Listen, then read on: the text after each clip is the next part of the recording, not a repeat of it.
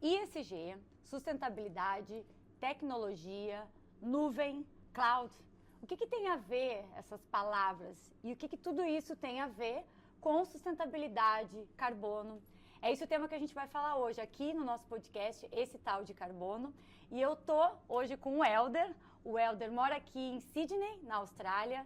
Ele tem uma empresa de cloud que se chama DNX e a gente vai contar um pouco mais e vai trabalhar, discutir esse universo de cloud, de carbono e de como a gente pode otimizar também o uso desses servidores.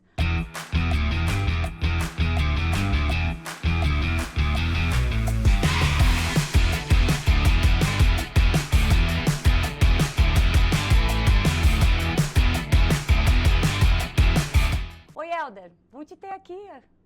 Muito obrigado por estar aqui hoje, é um prazer. Nós já nos conhecemos já tem um tempo, né, no mercado e finalmente estou aqui no podcast, então é um prazer meu falar um pouquinho da área de tecnologia aqui na Austrália, de como a gente vem ajudando o mercado australiano e um pouquinho da DNX também, e o relacionamento nosso com ESG e FinOps. Bem legal. Então, conta pra gente, assim, para iniciar, né? Uma pessoa quer entender um pouco mais o que é a DNX e esse envolvimento com a nuvem, com tecnologia. Explica pra gente, dá uma visão geral da DNX. Não, claro. A DNX é uma empresa de consultoria aqui na Austrália.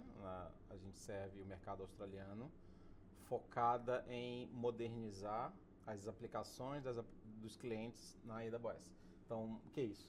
O que é a AWS? O que é a AWS? A AWS é um grande public cloud provider, é um grande provedor de nuvem, né? Então, a AWS é o maior, tem a Microsoft também tem Google, tem a Oracle. Então, o que é isso? As empresas, historicamente, elas trabalhavam com seus próprios servidores, né? A gente chama de on-premise, né? Nos seus data centers. Isso vários anos. Então, recentemente, né? Nos últimos 15 anos, as empresas vêm modernizando e migrando esses data centers para a nuvem pública, porque é muito mais eficiente. Acho que a palavra eficiente a gente vai falar muito hoje aqui. Tá. Né? Então, basicamente, a minha empresa, DNX Solutions, ela ajuda a entender como é o parque tecnológico das empresas e a gente monta um plano, um roadmap, né, de como essa migração vai acontecer para uma nuvem pública, no caso a AWS. E quando a gente faz esse assessment, a gente faz essa migração com o cliente e essa modernização junto com o cliente. Então, a gente não faz só o advisory, mas a gente implementa também. Então, a gente migra os workloads dos servidores legados para a nuvem pública. Com isso, os workloads, as aplicações do cliente ficam muito mais eficientes, de novo, ficam muito mais seguras, muito mais robustas e muito mais performáticas também. Então, vamos, só para me explicar para o pessoal, quando eu comecei a tentar entender o que é a AWS pertence à Amazon, a mesma Amazon que faz as entregas. Então, para mim, foi uma coisa, a AWS e a Amazon, então elas estão linkadas, né? A mesma empresa. Linkadas. Ok. Antes da AWS nascer, a Amazon, ela comprava muitos servidores, porque ela sabia que ela tinha picos históricos no Black Friday, que no interessante. Natal. Então, ela provisionava vários servidores antes. Então, ela tinha, vamos dizer que ela usava 100 servidores, porém, ela sabia que no Natal ia usar mais 100, então ela comprava 200. Só que esses outros 100 servidores ficavam ociosos o ano todo. Então, ele tinha um grande parque de servidores que eles começaram a imaginar, putz, será que eu não posso vender esses meus servidores ociosos para outras empresas? Foi daí mais ou menos que nasceu a AWS como uma subempresa dentro da Amazon. E quando foi isso, mais ou menos, Helder, tu sabe? 2004, 2003, já tem quase 20 anos. Então, tu vê que ele já enxergou uma oportunidade ali, né? Num problema que ele mesmo teve dentro da Amazon. Interessante saber desse histórico. Então, da Amazon que surgiu a AWS. E vocês, basicamente, trabalham para a AWS. Exatamente, nós somos um parceiro da AWS, auxiliando os clientes a fazer essas migrações de nuvens. Exatamente. Então, a gente migra as aplicações, só que não é só isso, né? A gente migra as aplicações e, uma vez que você está dentro da AWS, abre-se um mundo de oportunidades para você modernizar o seu business, né? Então, daí veio toda uma maturidade da empresa. Então, a DNX vem crescendo, a DNX tem 6 anos. Ela vem crescendo em práticas, né? Então, tem a prática de migração, que é essa que começou, e com isso tem uma prática agora de data, GenAI, Analytics, Então, a AI muito forte esses dias. Então, uma vez que o cliente está na AWS e tem os seus dados na AWS, a gente trabalha junto com o cliente para justamente criar plataformas de visualização de dados, de data lake, de uso desse dado de uma maneira muito mais eficiente. De novo, eficiência, tá? Uma outra prática que nós temos é a prática de segurança, Security and Compliance, né? Compliance e segurança, onde a gente ajuda clientes na AWS a se certificar em ISO, em SOC 2, em HIPAA, em PCI, que são frameworks de compliance. Ok, tá? ok. A gente tem também a nossa prática de Managed Services, onde a gente suporta os nossos clientes 24/7. E, recentemente, a gente criou a prática de FinOps. E a gente vai falar mais hoje aqui sobre a prática de FinOps. O que quer dizer FinOps? FinOps é Financial Ops, né? Ok. Então, uma vez que você trabalha com a AWS ou uma Public Cloud, você começa a ter uma bill, né, uma conta de cloud todo mês. Sim. Né? Diferentemente de quando você tinha um servidor on-premise, que você comprava um servidor e era seu. Né? Então você tinha CAPEX, você comprava muito antes e depois você operacionalizava. Na nuvem é OPEX, você paga todo mês o seu consumo. Né? Então isso é muito bom se você tem uma plataforma eficiente. Mas se você não tem governança dentro da sua cloud, você vai deixar esse ambiente de cloud crescendo sem diretivas. Isso pode ser perigoso do ponto de vista financeiro, porque o custo dessa cloud tende a aumentar. Então, por isso que FinOps é extremamente importante para os business. Que ela faz uma gestão operacional do teu billing. Né? Então, a gente coloca, a gente dá visibilidade, a gente tem dashboards para isso, a gente coloca guardrails de falar assim, não, cara, você não pode passar daqui, porque esse é o seu budget, esse é o seu orçamento de cloud. E a gente vê isso toda a parte aqui na Austrália, né? Empresas realmente preocupadas com o custo da sua nuvem. Da sua nuvem. E a gente vai fazer esse link também do custo de nuvem, que também tem a ver com o custo de emissão de carbono, né? Exatamente. De análise de carbono. Eu quero só voltar um pouco, porque agora me surgiu umas perguntas que eu acho que pode ser interessante para o pessoal que está começando a entender um pouco mais sobre nuvem, mais ou menos pensar na sua empresa, né? Vamos supor, eu tenho uma empresa, eu tenho websites. E eu tenho também um app, né, uma plataforma. Eu preciso ter clouds, eu preciso ter um servidor. Você precisa ter a infraestrutura para rodar o seu website. Sim. E geralmente o que eu faço, o que muitas empresas fazem é comprar essa nuvem de uma empresa que vende, que pode ser a AWS. E basicamente o que a DNX faz também é auxiliar esses clientes que não sabem como começar, como organizar isso. Exatamente onde a gente trabalha. A nuvem da AWS, por exemplo, ela tem mais de 250 componentes. Tá. Né? Então, para uma empresa normal ir e aprender, testar, saber o que é melhor, qual a melhor maneira de fazer isso, vai levar muito tempo. Então, ela prefere entrar com uma parceria junto conosco, onde nós fazemos isso todo dia, por vários anos. E a gente já tem o que a gente chama de blueprints, a gente já sabe como o bom é feito. A gente já está no mercado há muito tempo, então a gente acelera essa migração de uma maneira correta. Já segura, compliant, bastante eficiente. Então é basicamente isso que a gente faz. A gente traz a nossa expertise para o cliente e acelera um projeto de meses para semanas. Porque é muito complicado quem não tem o conhecimento de tentar entender. Eu mesmo, né, com um app que eu estou desenvolvendo, eu fico às vezes um pouco perdida, né? E até eu converso com o Helder para poder tentar me dar um guidance de como organizar. E tem muitas startups que estão iniciando muitos. E ficam um pouco perdidas, né? A gente faz um bom trabalho com as startups aqui na Austrália. Nós somos um dos maiores parceiros na AWS para startup. Então, isso é histórico na AWS. Então, a gente sempre trabalha bem cedo com as startups, já constrói o que a gente chama de fundação AWS, né?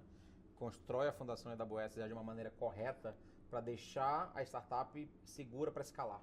Então, ela escala em volume, mas ela não tem que refazer mais nada na arquitetura AWS, já está tudo pronto.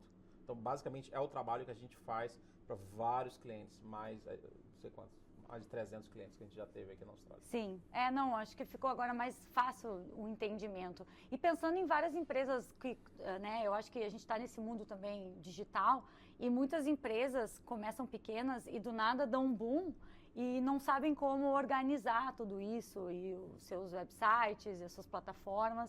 E eu acho que é entender um pouco que existem, né, essa nuvem e que a gente precisa entender um pouco mais dessa nuvem. A gente vai agora linkar tudo isso com o ISG. Primeiro, vamos falar um pouco da empresa DNX, né, e do cenário de ESG. Eu sei que a DNX tem um trabalho muito legal na parte de social. Fala um pouco pra gente o que a DNX aqui em Sydney tem feito, na Austrália, né, porque vocês têm base em Sydney, Melbourne e Brisbane. É uma empresa de mais ou menos 70 pessoas, né, Helder? Isso. Então, explica um pouco pra gente a parte do... Eu vou até além, né? Nós, aqui na Austrália, o grupo de brasileiros em tecnologia, nós criamos uma comunidade muito forte que se chama ITBR, né? A IT de Tecnologia IBR brasileira, onde a gente vem ao longo dos anos sempre ajudando a comunidade brasileira de tecnologia a se adequar ao mercado australiano. Então a gente performa vários eventos. 2 dias atrás a gente rolou um happy hour com palestra, todo quarto a gente tem, e as grandes cidades da Austrália já têm esses eventos também. É um grupo de mais de 2.000 pessoas, eu sou um dos fundadores, lá de 5 anos, 6 anos atrás. E a visão desse grupo, que é extremamente sem fins lucrativos, é ajudar o brasileiro a pegar o primeiro emprego na área de tecnologia. Essa é a visão. Totalmente sem fins lucrativos, ninguém ganha dinheiro com nada, a ideia é realmente ajudar. Isso criou uma comunidade muito legal, e criou um flywheel bem legal o Helder ajudou, agora o cara que o Helder ajudou agora está na comunidade ajudando outra pessoa, que está ajudando outra pessoa, que está ajudando outra pessoa. Então realmente uma comunidade. Sim. Então se tornou o conceito de comunidade. O nosso papel como organizador da comunidade é mais de curadoria de conteúdo, para evitar que ninguém entre lá e tente explorar, por exemplo. Ou alguém que tente vender outras coisas, que abusem do perfil frágil, às vezes, da pessoa que acabou de chegar na Austrália, por exemplo. É um trabalho de curadoria para isso. É isso que a gente faz, mas a comunidade já roda sozinho e ela é um sucesso. Eu conheço o pessoal de Gold Coast, muito bem, eu conheço bastante. E eu também faço parte de algumas comunidades, por mais que eu não seja, né, a minha especialidade é tecnologia, na verdade eu criei um pouco de expertise por precisar entender melhor dentro do app, da startup. E a DNX nasceu um pouco disso, né?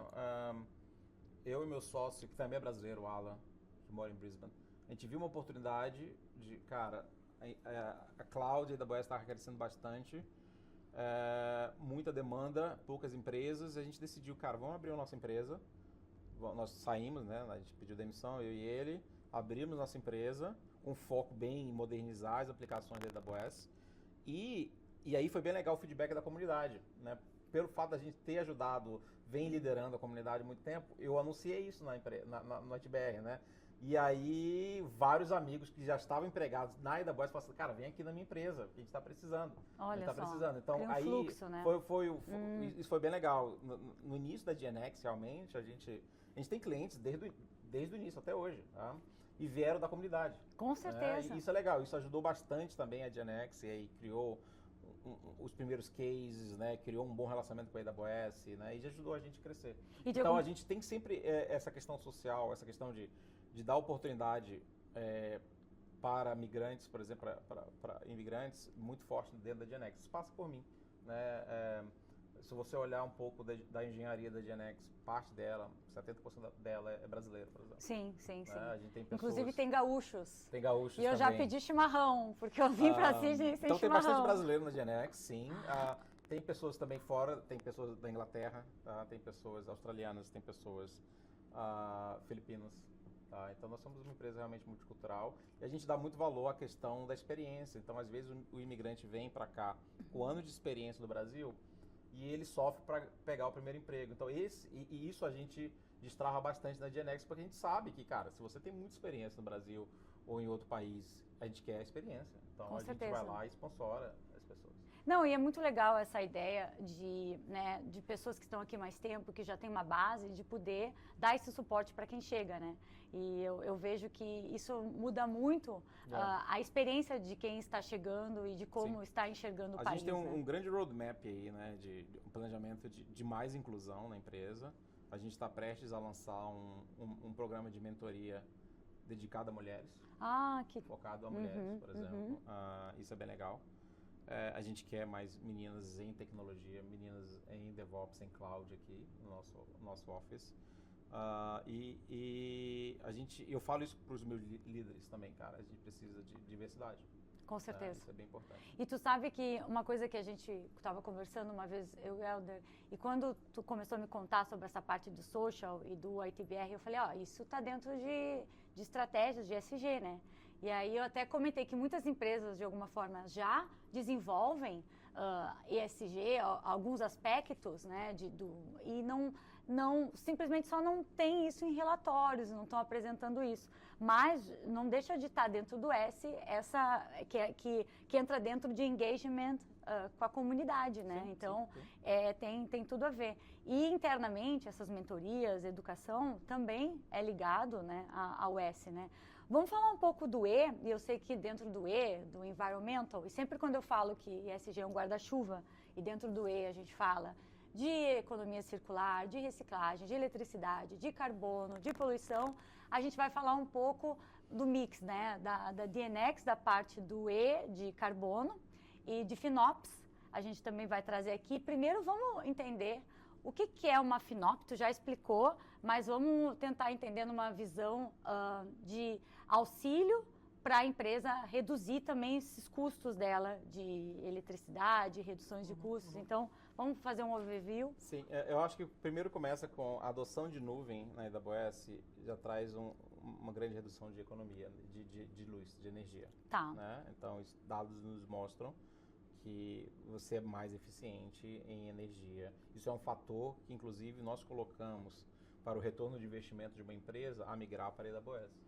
Assim, olha, o seu custo de energia vai diminuir consideravelmente. Mas por quê? Não é um servidor que está lá dentro da AWS? Mas é muito mais eficiente, de novo. Né? E uma escala muito maior, onde os contratos são bem melhores organizados e a geração, o cooling, né? O esfriamento é bem mais moderno, fala-se assim. E te dá acesso a uma nova geração de poder computacional. Tá? E eu acho que vem daí muito a questão da AWS se posicionar muito positivamente em ESG. A AWS tem o Graviton, né, que é um chip dedicado, baseado em ARM, dedicado para ESG, onde reduz em 60% o custo de energia comparado a um outro chip da Intel, por exemplo. Eu acho que isso é legal a gente explicar, porque por eu estar participando aqui desses eventos de ESG e tecnologia, veio esse assunto, AMD, Graviton, e eu disse, nossa, o que é isso? Então, primeiro explica pra gente o que é. Assim, tem grandes empresas que fazem chips computacionais, né? Tá. A NVIDIA, que é a mais famosa, que faz na parte gráfica, tem a AMD que faz, tem a Intel, que é gigante também. E a própria Apple, por exemplo, começou a fazer os seus chips, e a AWS começou a fazer seus chips também. Mas os chips que tu chama são servidores? Não, é o CPU, né? É o core de processamento de um servidor. Um servidor é uma máquina que tem storage, cabos, um bocado de coisa, e lá dentro tem um chip. Ok. E chip é o poder computacional mesmo. Tá. Um ou vários chips, né? E a AWS criou o próprio dela. Criou o próprio chip, chamado Graviton, que é 60% mais econômico em energia do que os outros. Porque a AWS tem uns commitments, já tem todos os commitments, comprometimentos com ESG, tem o Pledge, com redução de carbono, já tem vários apresentando que eles usam Renewable Energy. Então, de alguma forma, vocês como parceiros também estão linkados com esses comprometimentos então, da AWS. A gente até usa o go-to-market de sustainability da AWS para a gente também. Então, voltando ao Graviton, o que a gente faz com nossos clientes é migrar as aplicações deles de servidores antigos, que gastavam bastante energia, para servidores Graviton, que são muito mais eficientes, trazendo uma economia de energia de 60%.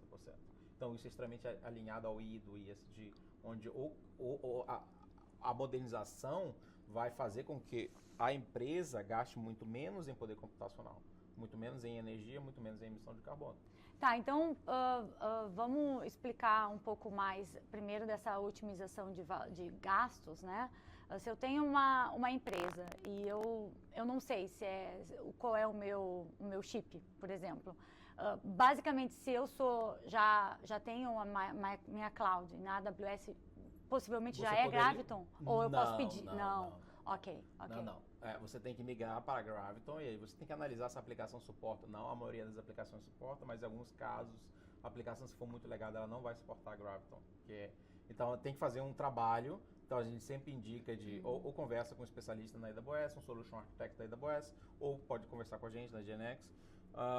E você sempre faz esse teste num ambiente que não seja de produção, né? Nunca faça em produção porque pode quebrar o ambiente produtivo. Tá. A gente não quer que quebre o seu ambiente produtivo para você testar. Então, você normalmente cria uma cópia do seu website.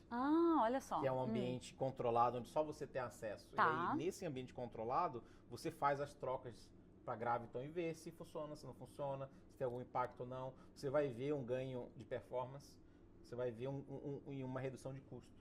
E aí você monitora e aí você migra para produção à medida que você acha que está seguro. E me diz uma coisa, porque agora a gente está falando dessas questões de cloud e de nuvem, e a nuvem, ela emite, né, ela tem uma emissão também de carbono, porque usa eletricidade, tem os servidores e tudo mais. E isso é um assunto que está muito em pauta agora, porque o que acontece? Eu conheci aqui a Head Sustainability do Canva, né, aquele aplicativo de design e tal, e ela disse, nossa, isso é uma challenge que a gente tem enfrentado, é um desafio.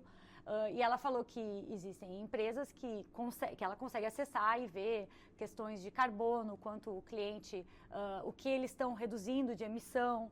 Eu vi uma palestra de FinOps da Nubank, o banco que a gente tem no Brasil, e eles migraram de AMD para Graviton. Então, eles estavam também explicando, porque essas empresas que trabalham muito com cloud, elas basicamente precisam fazer essas análises, porque elas precisam apresentar o relatório dela de redução de carbono. Exatamente. Porque o ESG, dentro tem métricas do cálculo de carbono, dentro do E, e as empresas precisam apresentar o Scope 1, 2 e 3. A gente divide em 3 tipos de carbono, né?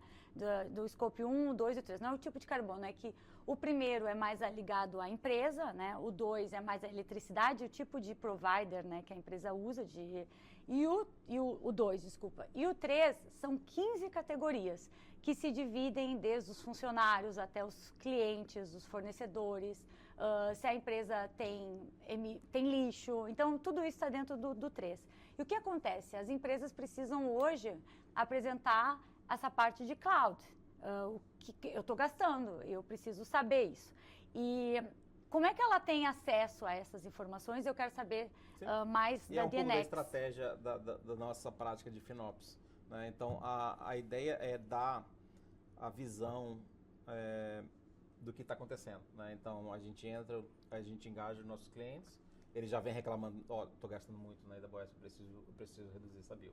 Então, a gente faz toda uma análise, né, dos relatórios, dos billings anteriores. A gente tem uma série de scripts que a gente conecta na cloud do cliente e começa a puxar as informações de custo e de projeção de custo e de projeção de crescimento, e a gente traz para o cliente uma série de dashboards para dizer assim, olha, para dar a visão de hoje, do passado e a projeção de futuro.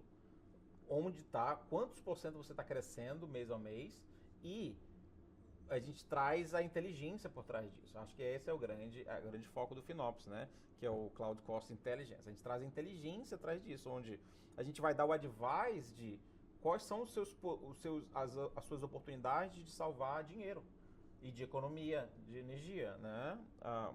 Onde a gente dá o advice de, cara, você pode comprar, muda o tipo do servidor, ou você está usando muito esse servidor, um tamanho muito alto e não precisa, ou então você pode fazer um commitment, um contrato maior com a AWS, em vez de pagar mês a mês, você paga 3 anos.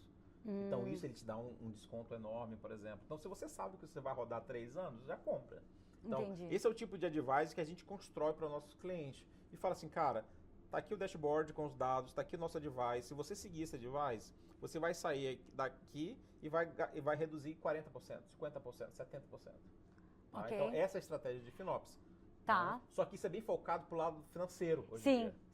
Sim. Agora a gente tem que falar do Green FinOps, que é um assunto que está em pauta já, que estão, né, trazendo, que é como as FinOps apresentam essa questão de cálculo do carbono para o seu cliente. Eu quero saber se a DNX tem trabalhado com isso? Tem algum planejamento para desenvolver? Não trabalhamos ainda, e eu acho que foi bem legal você mencionar isso. Você já vem dando esse advice para mim há muito tempo, né? E isso está bem alinhado com o lançamento da nossa FinOps Practice. Então, a ideia é trabalhar com o Thiago, que é meu head de FinOps, que vai daqui a pouco falar aqui. Trabalhar, nós temos esse dashboard hoje, vamos criar uma visão de savings de carbono, uma visão de carbono que a gente não tem. Com né? certeza. E isso deve ser usado justamente para que a empresa reporte o ESG reports depois para o governo. Com certeza, né? porque... Eu acho que isso, com certeza, a gente tem que colocar no nosso backlog estratégico de FinOps. Porque, como eu estava explicando, vocês, para o cliente de vocês estão dentro do scope 3 dele, porque vocês são um tipo de fornecedor deles, vocês fornecem essa administração da nuvem. Então, no momento que vocês apresentam para ele esse relatório, ele também consegue agregar nos relatórios dele, tá aqui o meu fornecedor, tá aqui o que eu estou emitindo, e ele consegue apresentar mais transparência, que é essa ideia, né? Porque essa redução financeira já é um número importante para o cliente. Mas se essa redução a gente também agregar com redução na emissão de carbono, ele consegue ter muito mais informações para poder apresentar e reportar, né? Então, acho que é uma discussão que a gente pode ter, que a gente vai chamar o Thiago, né? Para falar, especialista de FinOps. Para falar com a gente. Vamos, antes de falar com o Thiago, vamos pensar numa empresa pequena, tá? Porque eu gosto muito também de trazer, a gente está falando de uma SMI, numa pequena e média empresa, e eles estão, né, começando a escalar devagar.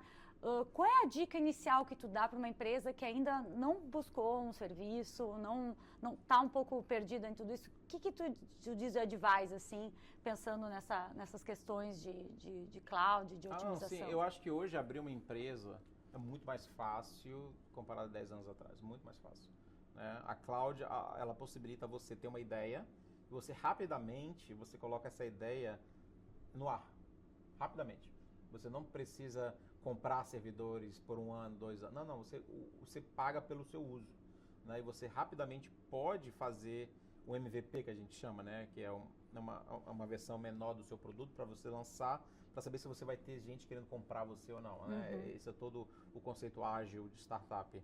Então, a cloud te possibilita isso. Então, a minha recomendação para qualquer nova empresa é cloud first, com certeza. Né? E as SMBs, as pequenas empresas que ainda têm servidores, né, legados, que migrem para a cloud. Pode ser tanto Microsoft quanto a AWS, porque isso vai te dar mais flexibilidade, vai te dar a prova contra o futuro, né, o future proof, né, onde você já vai estar num ambiente moderno, você vai conseguir se adaptar mais rápido. Então, para business, isso é muito importante. A velocidade de adaptação de acordo com o mercado. Então, se a sua tecnologia é legada, os números mostram que você não consegue ser tão ágil à mudança. Então, você migrando para uma nuvem, você vai te dar mais agilidade no seu parque de aplicações, muito mais eficiência, você vai reduzir o seu gasto, você vai ser mais lucrativo. Sim. Né? E vai poder ser mais adaptável também. Mas me explica um pouco, Ederson. A gente pode falar horas sobre isso. Não, eu só estou tentando entender assim. Eu tenho uma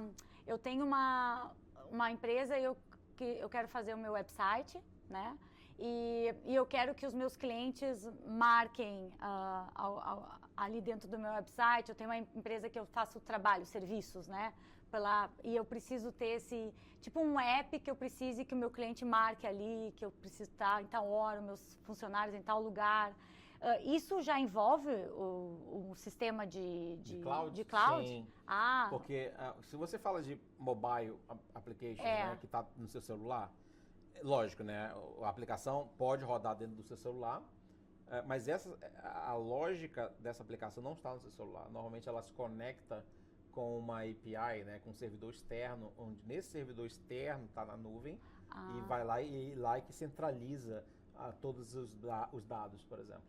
É assim que normalmente funciona. Em alguns casos, as aplicações modernas, por exemplo, elas só renderizam no teu celular, mas elas estão rodando realmente lá no servidor. Então, mesmo com a aplicação mobile, a adoção de nuvem é muito alta, porque sempre o servidor, o back-end que a gente chama, vai estar na nuvem.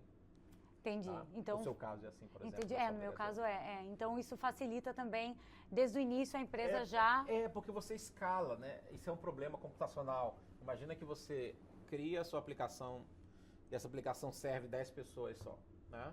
No mundo sem nuvem, isso era problemático.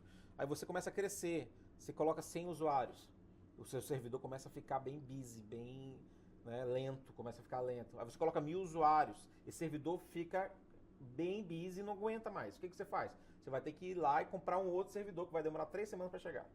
Ah, entendi. E aí o teu usuário tá lá esperando com um website ruim, lento. Isso inclui para o website, então. Exatamente. Ah, ok. E para okay. mobile. Então, a nuvem te dá o dinamismo de automaticamente aumentar, balancear e aumentar a escalabilidade. Entendi. Então, esse é o grande diferencial de uma nuvem. Então, ela vai se adaptar automaticamente de acordo com a carga do seu aplicação para cima ou para baixo. Lógico, você tem que desenhar isso corretamente. Então, é isso basicamente que a GeneX faz. Entendi. Não, e eu acho que é interessante, porque eu acho que tem muita gente se perguntando, mas o que isso tem a ver com o ISG? Tem tudo a ver, gente, porque tecnologia hoje está linkada com sustentabilidade. A empresa que já inicia pensando nesses quesitos, ela já está na frente também, até mais eficiente. Isso também tem a ver com a sustentabilidade. Vamos conversar com o Thiago um pouquinho, Helder, sobre o GreenFinops. Obrigado por minutos. Depois tu vai voltar aqui, porque eu faço sempre a última pergunta, que é de um livro que tu indica, e eu sei que tu é um grande leitor, então deve ter vários livros para indicar, e de o que para ti é ser um trailblazer, uma empresa pioneira, inovadora, uma pessoa que pensa, né, com essa inovação e visionária. Então, são as perguntas que eu faço. Vou trazer o Thiago e a gente finaliza eu e tu. Pode ser? Bom. Ok. Obrigado. Então, gente, continuando nosso papo, eu estou aqui com o Thiago. O Thiago trabalha aqui na DNX, ele é o líder da parte, né, de FinOps. E a gente vai explicar um pouco mais da parte do FinOps. O Thiago vai explicar um pouquinho para a gente, que o Helder já explicou, e vamos para o Green FinOps, né? Vamos discutir um pouco isso. Então, explica para a gente, Thiago, o que hoje a DNX faz e esses planos, né, da gente desenvolver. Sim. O FinOps a gente costuma comparar com, imagina as tuas finanças pessoais, que tu tem dinheiro na mão e tu pode ir lá no mercado, comprar alguma coisa, e agora, quando tu migra para cloud, tu passa a ter um credit card, um cartão de crédito sem limite.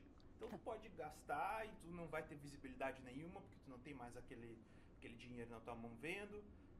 A prática de FinOps, ela vem justamente para te dar mais visibilidade, mais controle e mais a governança, né, em volta desses gastos, desses custos, para que geralmente tu não vá para um lugar onde tu não vai ter dinheiro para pagar. De novo, trazendo para a nossa realidade de finanças pessoais, tu não vai ter como pagar o cartão de crédito, ou vai ter que financiar alguma coisa assim. O FinOps vem para te dar essa tranquilidade, essa visibilidade e esse, como o Helder comentou, né, o guardrails de como que tu controla esse teu novo infraestrutura, esse teu novo ambiente de desenvolvimento. E aqui na DNX a gente segue o FinOps Framework, que ele é composto de 3 fases, é a Inform Phase, uma optimização, e a última fase que é a operação. Inform Phase, como o Helder comentou, a gente conversa com as empresas, entende o que de visibilidade faz sentido para elas. Qual tipo de dashboard, qual tipo de report, qual a frequência daquele report, qual que é a frequência daquele dashboard, e a partir disso a gente vai para a segunda frase, que é optimização. Agora que a gente já tem os dados, então tu otimiza aquilo. Tu faz o redimensionamento da tua infraestrutura, dos teus computadores, tu faz, como o Helder comentou, planos de 2, 3 anos, com um commitment com o teu cloud provider. E depois tem a fase de operação, que é como que tu faz para manter isso, porque tu pode simplesmente optimizar, e se tu não colocar policies, governance em volta disso, em 6 meses tu vai estar gastando aquilo de novo. Ok.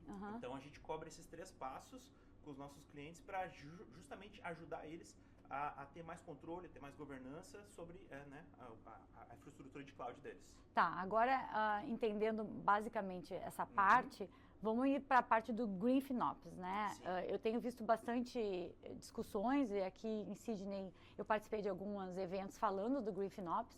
E traz para a gente um pouco mais da ideia, da estratégia, né? E a gente já conversou com o Helder, vocês ainda não fazem a análise do cálculo de carbono para o cliente, mas qual é uma estratégia que vocês vêm pensando no Green FinOps dentro da DNX? Então, aonde que o FinOps encontra o GreenOps, né? Que são 2 disciplinas distintas, mas que elas trabalham muito juntas. O FinOps é como a gente falou já, né, de questão de visibilidade e de custo. O Green Ops, ele vem para complementar na parte de environment. Então, tem muitas empresas que precisam ter mais visibilidade de quanto que elas estão gastando de carbono, ou precisam ter um controle, ou elas precisam reportar isso para governo ou para compliance reasons, né? Então, o Green Ops vem para isso. Então, outro lugar onde o Green Ops encontra o FinOps é quando a gente conversa com o desenvolvedor.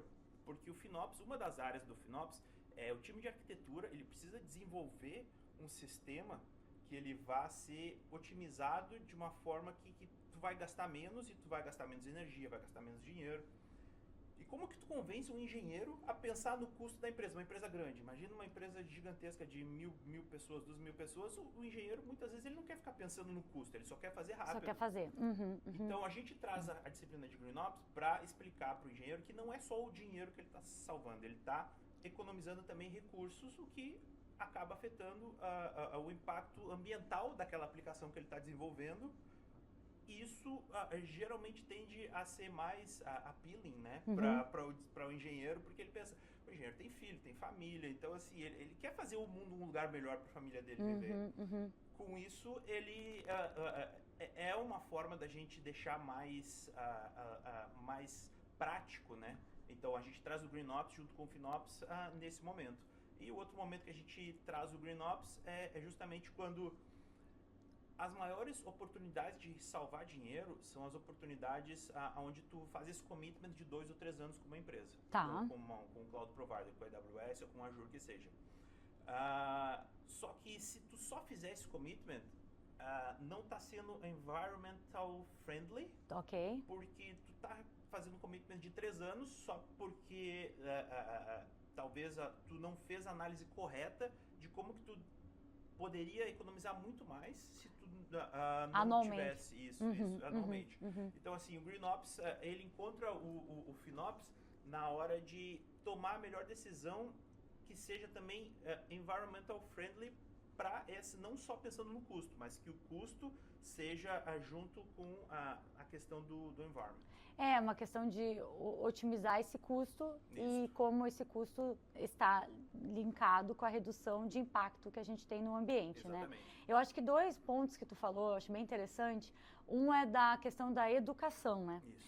Como trazer essa educação para os engenheiros, que tu falou que constroem, e entender que também hoje a gente tem que analisar esse impacto, né, que esses servidores têm e como trazer essa ideia de, a gente pode montar assim, não pensando só em questões financeiras, mas também nesse impacto ambiental que tem, né? Eu acho que isso é um desafio para as empresas começar a entender, porque, como a gente está falando, é algo novo, né? Sim. Unir a tecnologia dentro dessas informações, eu acho que vem desses comprometimentos dessas empresas grandes, como a AWS, a Azure, e isso vem vindo um efeito dominó, né, para as outras que têm que hoje também reportar. E as grandes que vão ter que reportar, aos poucos vão começar a pedir das pequenas, que são seus fornecedores e seus clientes, né.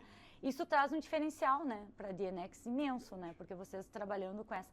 E vocês têm já um planejamento, uma estratégia de pensar como trabalhar essas questões de carbono para os clientes? O que vocês veem isso? Isso é daqui a pouco uma estratégia para 1, 2 anos? Como é que vocês pensam em entregar essas informações para o cliente? Sim. Então, teve esse ano o State, o FinOps, a FinOps.org, ela todo ano ela cria um report do State of FinOps, que é chamado. E ali a gente identificou uma grande oportunidade, porque mais de 40% das empresas APAC, que é a nossa region aqui, elas não estão implementando GreenOps e FinOps. Eu imagino. Então, assim, elas implementam FinOps mais direcionada para custo, mas a gente tem visto que cada vez tem mais regulamentação e mais também um pedido da sociedade mesmo, né, para que as empresas direcionem os seus esforços para isso. Com isso, a gente está vendo uma grande oportunidade de focar a nossa área de FinOps e trazer GreenOps junto para realmente ir no compliance com as empresas e dar mais essa visibilidade. Então, o nosso roadmap, como a gente falou, é começar a educar o time de engenharia das empresas, então trazer essa educação de o que é GreenOps. Quando a gente fala de FinOps, uma das fases é falar sobre GreenOps. E como a gente tem falado, por exemplo, como empresas que têm um impacto ambiental muito grande, o Elder falou sobre assessments, eu estava lembrando ali que a gente fez há pouco tempo um assessment para uma empresa de logística. Tá. Então eles têm um impacto muito grande nisso. Então nesse assessment a gente já incluiu a parte de carbono. Como a AWS ela já dá, né, esse tipo de informação, e todo cloud provider na verdade ele dá esse tipo de informação nos dashboards, então a gente já consegue medir e a gente já consegue fazer uma previsão com base naquela infraestrutura que a gente está provisionando para o cliente ou propondo para o cliente, qual que vai ser o impacto daquilo quando ele fizer essa migração. E ele consegue comparar o impacto que eu tenho hoje, se ele já mede isso, né, o impacto que eu tenho hoje, o meu impacto vai ser aqui eu indo para a AWS. Então a gente já tem isso, o nosso plano é formalizar isso e deixar isso mais entranhado, né? Eu sou de Porto Alegre também, sou gaúcho, então eu falo esse tipo de palavra, né? Eu estou encontrando vários gaúchos aqui hoje. Deixar isso mais entranhado na cultura mesmo dos times de engenharia, que é onde vai fazer diferença. Não adianta vir uma ordem top-down dizer que tem que reduzir custo, que não vai. Então, a gente educando o time e mostrando para eles que além do custo tem outras razões, como o GreenOps, a gente entende que isso é uma forma muito mais prática e muito mais rápida de educar as pessoas e educar os times de engenharia. Então, o nosso roadmap é esse. A gente começar a ter mais GreenOps actions dentro do nosso FinOps implementation com as empresas. Perfeito. E para a gente finalizar, eu acho que tudo inicia com educação, né, Thiago? Totalmente. E eu acho que essa é a base, né? No momento que a gente cria esse awareness, porque é um assunto muito novo, né? GreenOps. E no momento que cria esse awareness, ok, eu já entendi. Como é que eu vou ser educado para isso, para depois fazer a mudança sobre isso, né? Sim. Eu digo que tudo é uma questão de iniciar por uma educação, criou awareness, aí tu cria o hábito, e aí tu faz a mudança, né? E eu acho que basicamente é iniciar pelo básico, porque uma coisa que eu sempre falo é, todo mundo está iniciando esse processo. E tá tudo bem tá recém-iniciando, mas tem que iniciar. Sim. Porque se não iniciar, vai chegar o momento que vai vir uma legislação, uma regulamentação, e aí começa aquele desespero. O que eu faço? Como é que eu organizo? Isso está acontecendo muito com as empresas grandes que têm que hoje apresentar o Climate Related Disclosure, né? Que elas têm que apresentar métricas e tudo nas questões de carbono. Está começando aquele desespero, né? Sim. Então, aquelas empresas que ainda não têm que apresentar, mas vai vir esse efeito, né, dominó, que começou na Europa, Estados Unidos, está vindo para a Austrália e chega no Brasil, as empresas já vão estar atentas e já na frente do que está por vir, né? Então, acho que foi ótimo esse papo, adorei saber um pouco mais sobre FinOps e GreenOps. E a gente vai discutir mais sobre isso, e tecnologia tem tudo a ver com carbono, ESG, e essa é a ideia do podcast, a gente discutir cada vez mais isso. E bora tomar um chimarrão agora, né? Vamos lá tomar um chimarrão que as meninas já fizeram lá. Obrigada, Obrigado, gente. Hein? Até mais. Oi, gente, voltando aqui com o Elder, para a gente finalizar, e sempre, né, eu faço a última pergunta, que é de um livro que a pessoa indica, e o que é para ela ser uma empresa, uma pessoa trailblazer, pioneira, inovadora, e acredito que o Elder tem vários livros para indicar. Tu pode indicar mais de um se tu quiser, tá, Elder? Tudo bem. Sim, eu gosto muito de ler, acho que isso é parte da minha jornada como CEO, é a minha primeira vez rodando uma empresa, então eu tenho que aprender o que eu não sei, né? Então, como eu aprendo isso é lendo os livros, mas dando um resumo assim de grandes livros para empreendedorismo, é o Lean Startup, do Eric Rice. Eu acho que essa é a bíblia de como você tem que ser eficiente, pequeno e ser ágil, né? Essa é a ideia. Sem megalomania, você vai step by step, você testa alguma coisa, coloca em produção, começa a ganhar dinheiro. Não está ganhando dinheiro? Volta, testa outra coisa. Começou a ganhar dinheiro. Então, começa a escalar o que está ganhando dinheiro. Tá? Então, você realmente sempre usar o pensamento científico para crescer o seu business. Isso é muito forte dentro da GenX. E eu sempre falo isso para os meus líderes. Usa dados para tomar decisão. Então, usa os teus dados, cria hipóteses.